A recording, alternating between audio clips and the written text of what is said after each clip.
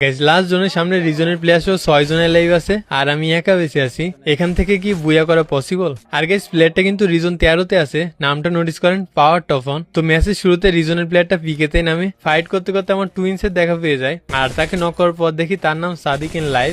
ভাবলাম হয়তো লাইভে আছে, কিন্তু ইউটিউবে চেক করার পর দেখি লাইভে ছিল না।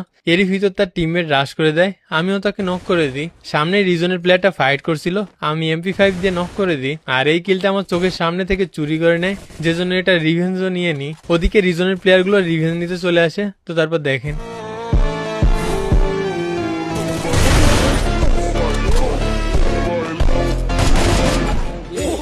এভাবে ম্যাচের ভিতর মোটামুটি ফাইট করতে করতে লাস্ট জোনে চলে আসি। আর এখানে আমার কাছে তেমন কোনো লুট ছিল না। তখন আমার টিমমেট কি বলে শুনেন, ঢুকতেছে।